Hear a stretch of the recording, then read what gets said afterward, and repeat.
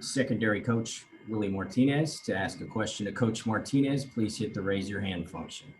We'll start with David Pascal, then we'll go to Ben McKee. Hey, Willie, you're obviously familiar with this offense in practice. What is the proper number of defensive backs you'd like to carry on this roster? Is it a minimum of like 12 given two sets of 6 DBs? I was just kind of curious the number of DBs you would ideally like to carry on this roster, and has that changed in your 20 years since you first got in the SEC? I'm going to act serious when I answer the question. I'll take 20 to 24. You need a lot of them. Yeah, it's changed. You got to have guys that obviously got to be able to cover, because there's so many. They're always the offense. Whether this offense or any offense, they're looking for mismatches. You got to be able to run. You got to be athletic.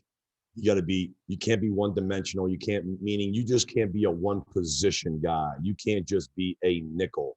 You just can't be a corner, and have a weakness to your game. You can't, you can't line up at corners and say, I'll take this guy because he can cover really well, but he can't tackle very well, because you're going to be exposed. So the more athletic you are in the defense, now it doesn't just have to be defensive backs, your linebackers, and then your D linemen. D linemen make a lot of the plays that you may not think that show that have an effect on types of styles of offense that the tempo teams. You know what I mean? Because you're creating quick decisions, by the offense. You know what I mean? Instead of sitting there patting the ball and have a little bit more time. So to answer the question, yeah, you got to have at least, you start off by, you have to be able to play when you want to 6 defensive backs, 6 guys that can actually cover, play man. That's on the field when you want it. Ideally, it's probably more like 5. Okay, where you're playing with it depends on what you're playing too, because we're so multiple. We're playing 3-4, we're playing a 4-3. The more multiple you are on defense now, I think where you can have the same personnel on the field, but give you all different kinds of looks. I think that's an advantage. That's something that we're looking at and we're evaluating every day, guys that we can keep on the field, but be multiple in positions.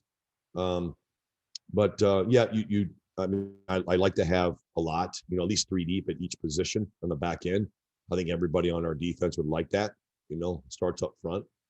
And has that changed real quick since you first got in the SEC as far as numbers? Yes, absolutely. Because you want more. Again, you want guys that can play multiple positions. Okay, a defensive end is just not a rush end. He's also a strong end. Because they're going to flip the formations. They're going to go and manipulate the formations to get who they want to attack, because they're weak at one thing or another. So the more multiple, the more athletic you are at every single position, the better chance you have of defending, these offenses. Willie, just what have been your early impressions of your group, and kind of what are you emphasizing as spring practice moves along? I think the guys in the back end have been very locked in, so to speak. I mean, I just noticed how they pay attention to detail.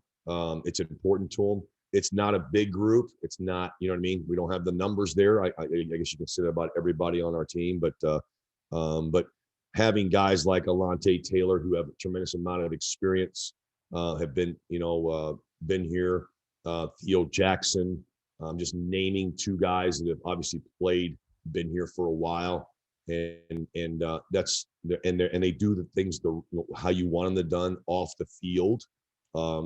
And when you have that kind of leadership, I don't care what room it is, you have a chance, because they're good players and they know how to get things done, both on and off the field.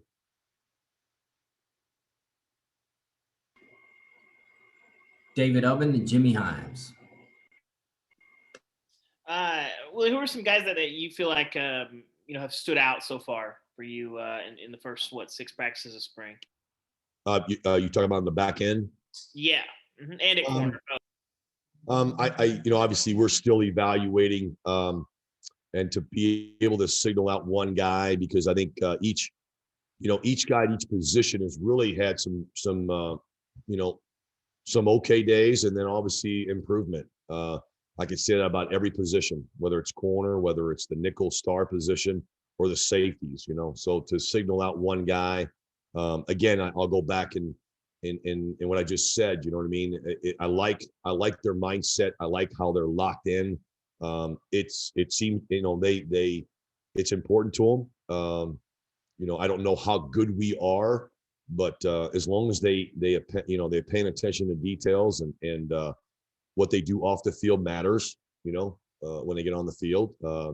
That's really what I'm the effort, the attitude, the communication.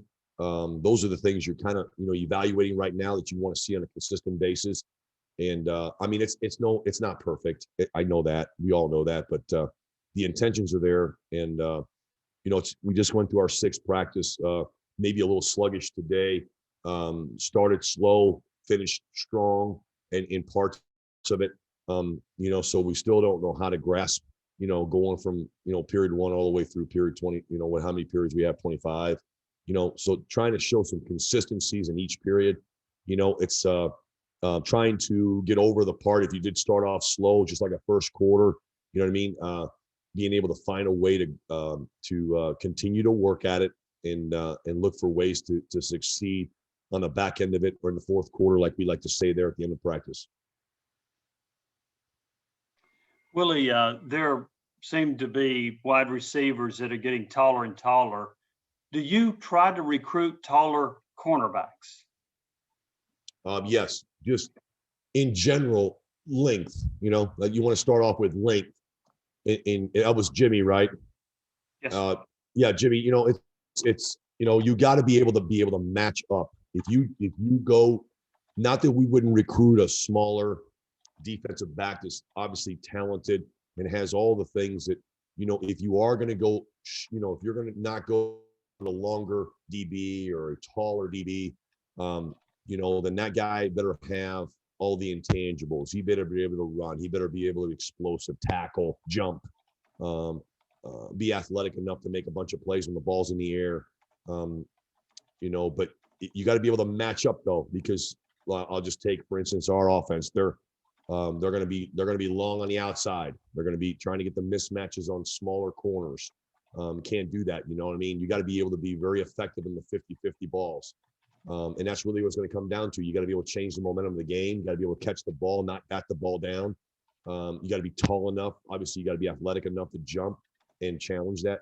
And you got to come down with the ball. Because bottom line, if you don't get the turnovers, you're never really going to change the momentum of the game. The PBUs of the days. There's times the PBU is really good. Obviously, you're knocking the ball down because you couldn't catch it on a fourth down. But shoot third down now, you got to get ready for fourth down, so it's not even, it's no longer coaching just to get the third down and get that done. You got to go play 4 downs. It doesn't matter where you're at in the field.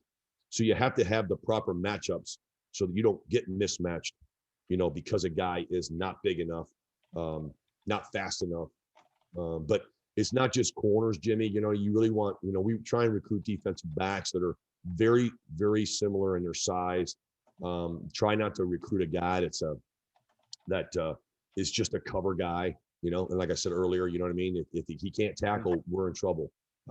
If he's a really good tackler and can't cover, we're going to be in trouble because these offenses will find the mismatches. They'll manipulate the formations. They'll motion to the weakness of a personnel. And so you have to be somebody that's very multiple, like I said earlier, that can run, that can hit at every position. And then obviously you're not going to be perfect in some spots. You're going to be weak. There's some weaknesses here or there. And then you got to be able to schematically, make some adjustments to give these kids a chance to succeed. And what skill set are you looking for at the star position? Again, he's going to be in a slot. He's going to be probably covering the fastest, receiver. So he's got to be able to cover. He's got to be able to have good cover skills. But at the same time, too, he's got to be able to be enough physicalness to him that if they're running those wide receiver screens, those bubble screens, so to speak, he's got to be able to tackle, in space and be disruptive. He has to be a really good blitzer. I would say, again, he's going to be covering the best player probably on the offense. So he's got to have the cover skills. Patrick Brown, then Brent Hubbs. Hey, Willie, the last time we talked to you, you mentioned you had recruited Nico Slaughter when you were at UCF. What did you like about him as a prospect? And did you say he kind of dodged you when you got here? Is that what you kind of said? Because he picked Tennessee, or kind of what do you call that about his recruitment? Well, I don't know if I said that. I guess I was kidding around. I had said that somehow, I've had a couple guys, like I'll go back to Brian Randolph. I was at a school that I wanted Brian, and he ended up coming to Tennessee. I think you guys know who I'm talking about. And then I was blessed enough to come here the first time and got a chance to coach a really great player and somebody that I really liked, really wanted at the other school. Nico was a kid that obviously started recruiting late in the process at the old school. And I loved his athleticism. I loved his speed. I loved his personality. And now coming here, I just been very blessed to get the opportunity to coach a guy that I like. It's like anybody, you know what I mean? When you go recruit people that you like, and you've got a little bit more understanding of who he is, it's exciting. But he's athletic. Basically he has the skill sets that I'm saying right now. He's somebody that can cover. He's very multiple. He can play probably any position on the back end. And I'm talking about corner, star, nickel, safety. He can tackle. He's physical. He can cover. He's got some speed. He's smart. He's got a great personality hey, look, let's go on to the next play. He does really well with disappointment, with some mistakes. So I know he's young and he's still got to develop, but those are pretty good skills. Those are pretty good personalities to have, traits. Willie, two things. One, you've talked about being multiple on defense. Where are you guys in installing this defensive system across the board, in particular in the back end? And then two, what maybe has surprised you the most about this group through 6 practices? We're still trying to evaluate what we do best. When I said we're multiple, we're not locked into one scheme. Obviously Coach Banks and a lot of the coaches on the defensive side of the ball have had tremendous experience and ideas and the ideas that we would come up with. We're kind of putting it all together, and trying to figure out too the strengths and weaknesses, of the personnel that we have and where can we go with it. But we really don't know what we're going to do, from a standpoint of what we're going to lean on, we're going to do more of. But we will be multiple, and we've done that so far, whether we're playing, split safety defenses, single high defenses, pressure, whether we're playing 3 down, whether we're playing 4 down, we're doing it all. So, and just trying to figure out what we have, what's the strengths and weaknesses of our personnel. I'm sorry, your second question was? Just what has surprised you? Has anything surprised you the most about this group, but positively, or even maybe something, I don't want to say negative, but surprised you about this group overall? Okay, I'll go back and what I said earlier. I've been impressed with how they've adjusted to us, okay, meaning our staff. Anything we've really given them, they haven't really, pushed back. They've actually been all in. They've been it's important to them. They haven't been perfect, but their energy, their enthusiasm, their attention to detail, has been spot on. About the best you can actually ask for in what they've been through. You know what I mean? All the changes. It's not easy. I've been there before on their part as a player, and understanding it. So I think their attitude's been really good. And I think that, again, I have a good group standpoint of the defensive backs who've got some experience, got some really good attitudes. And again, I think that's really helped. Last 2 questions, Eric Kane and Trey Wallace. Hey, Willie, I'm sure there are several, but who are some of those guys that are practicing right now at that star position? I would assume Theo Jackson is probably the leader of that group. And another thing, to Mary McDonald, what have you seen from McDonald so far early in spring? We've been really using a lot of guys at the star position. We've been really moving guys around to try and see their skill set, trying what they, we've moved corners.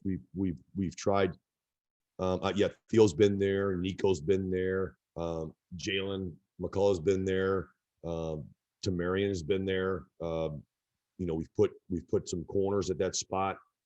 Again, because of our lack of our depth, we've moved guys around, A, to really see what they can do, and then B, you know, obviously to save some of these guys' legs too on their reps. You know, we have a long practice. We you know, there's a lot of reps that these guys take, and trying to be very conscious of, you know, how many they take is very important for us to stay healthy.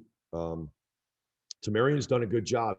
I would say he's really come on the last couple of practices. You know, started off slow. You know, and whether that's because you know, trying to learn the defense and the terminology, the new terminology, but he's got a good attitude. But he's really come on the last couple of practices. He's made some really good plays. And again, he's somebody that, like I just said to you, we've given some reps at the star position as well as the safety position. Thank you.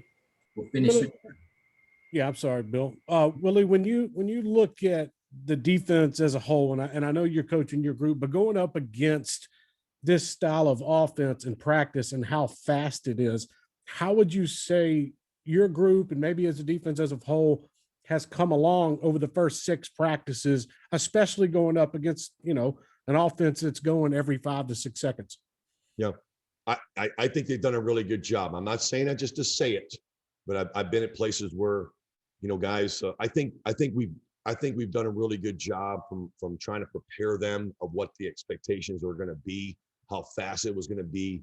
Obviously in our off-season conditioning, just trying to prepare them to the thought process. Look, it's going to happen really fast. So we were doing some exercises prior to it, you know, of you know, whether you're in the meeting room and wanting one answer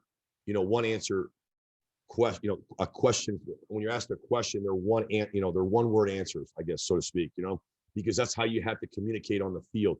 Can't be long answers.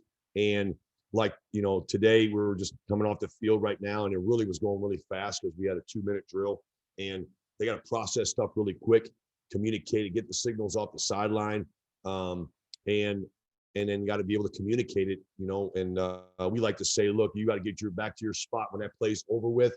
If the ball's on the hash, you know what I mean? That's why we play right corner, left safety, right safety, you know what I mean? We're very multiple in how we line up, because you have to be that way, and you got to be able to know it all. You got to be able to play both sides, strong and weak, and because it's going to go fast. Now, if you're just a person that's going to, you know, line up strong side, weak side, or whatever, you're in trouble.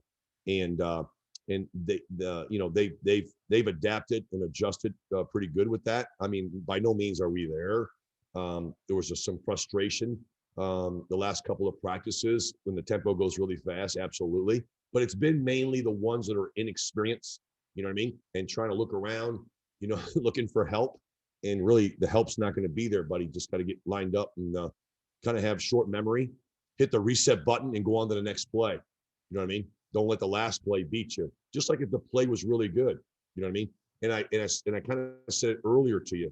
You know, you guys asked me questions. What has it changed from before and now? You know, before, you know, you get yourself in that third down and you know, get them in third down and long, right? And get off the field. Well, now third down and long is really not third down and long. Depending on where you're on the field, that third down and 10, the offense might look at it as a third down and 5 situation. You get 5 yards because we're going forward on 4th and 5, you know? So you got to continue to apply the pressure, be very multiple in what the thought process might be. And really the players got to understand that they're going to go for it on 4th down. So don't celebrate pass breakups and tackles on 1st and 2nd and 3rd down. Get yourself to your spot, so to speak. Get yourself prepared, right? Because you might think you might be getting on the field. These guys are going warp speed, you know, and they're getting lined up and getting ready to. And that's really where you get hurt, is that guys think that you know, the series is going to be over, and not really. You know, just so get yourself in a play routine, we like to say. You know, identify the first thing when that play's over with. Get your eyes on the sideline. Identify that down and distance first and foremost, and then find out what the call is, so that you can sit there and decipher and have some kind of an idea in about 5 to 10 seconds when they line up in this formation based off our call, what was it that we've been game planning for to find out the strengths and weaknesses, you know what I mean? I know I'm probably talking too much but that's really what that, you know, and they're doing a pretty good job of it. It's not where it needs to be, but definitely it's improving. Thank you, Coach, for your time. Yep. Appreciate you guys. Thank you, man. Thanks, Willie. Yeah, man. We'll have players